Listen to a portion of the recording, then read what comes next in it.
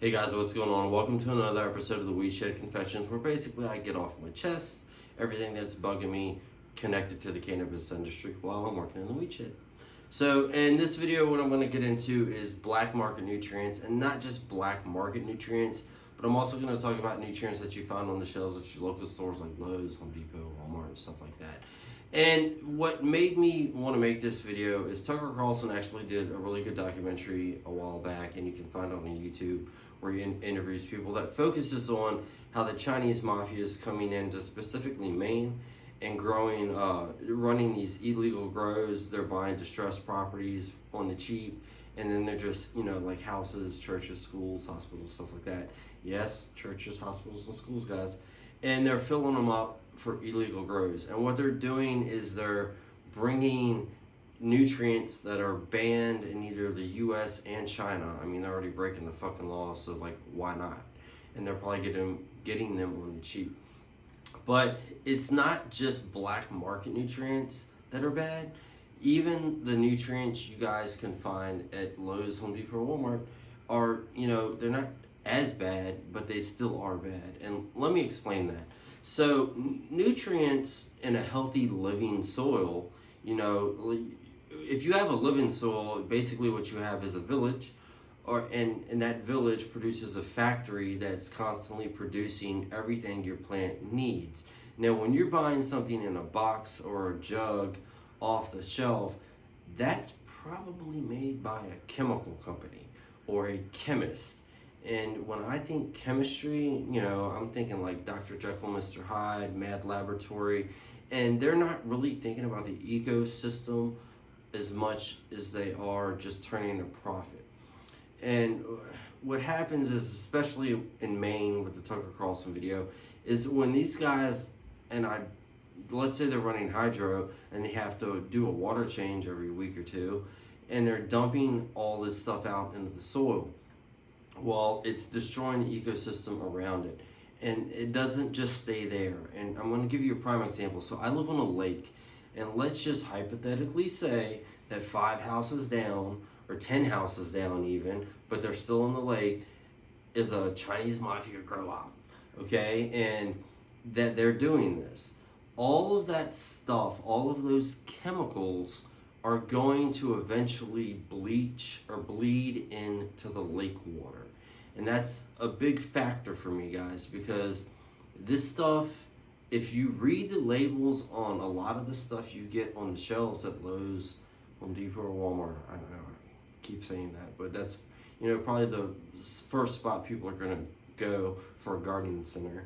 But they're not cool. They're actually deadly to most animals and plants. Well, maybe not plants, but specific plants, but definitely for animals. And guess what? We are animals. We're Homo sapiens. But the reason that bothers me is because, let's just say, hypothetically, this Chinese grows a couple doors down from me. They're dumping this stuff into the backyard, and then it's bleeding into the lake that my dog drinks out of. Now, I'm not saying this is like cyanide and it's going to kill somebody instantly, but if an animal keeps drinking from that source and it keeps building up, it's going to affect their overall health and shorten their lifespan. So yes, your chemical nutrients made by a chemist can definitely help your plants in a short fix, but it will also kill you and your animals in a long fix. Well, I guess it wouldn't be a fix, but you get what I'm saying, right? So you need to think about what you're using when it comes to nutrients. And prime example is when I first started growing, the easiest way I would explain to people of how to give cannabis the nutrients that it needed, I was like, just follow a tomato plant. And the easiest way back then, 20 years ago, was just get Miracle-Gro. You got the green for like all plant, which is high in nitrogen, and then you have the red for tomato plants, which you would use for flowering. But even Scott's Miracle-Gro and stuff like that, it's a double-edged sword, guys. It's a dice roll. And what you're really looking at if you're going to that store for an immediate fix or a fast fix, it's like trying to get fast money. It's like you're playing the lottery and you're not worried about the consequences because they're so minute when you're doing it at the time that, you know, you're like, no harm, no foul, right? But honestly, when a whole lot of people are doing it for a long time, there's a lot of foul. There's a lot of harm. So when you're picking out your nutrients, just because they're on your shelf at your store, don't assume that they're good. Guys, I would highly recommend, if you're growing in soil, look at starting to mix living soils and stuff like that, and stay away from the chemicals. Stay away from anything that comes from a chemical based, you know, company. I'm not going to say any names, but I think you guys know who I'm talking about. And one of them begins with a big capital M. But and the same thing with like GMOs.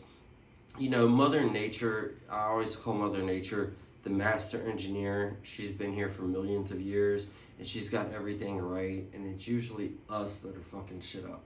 So that's my 2 cents for the day in the Weed Shed Confessions. If you haven't done so already, you know what to do. Ring the notification bell, subscribe, and leave a comment too, guys.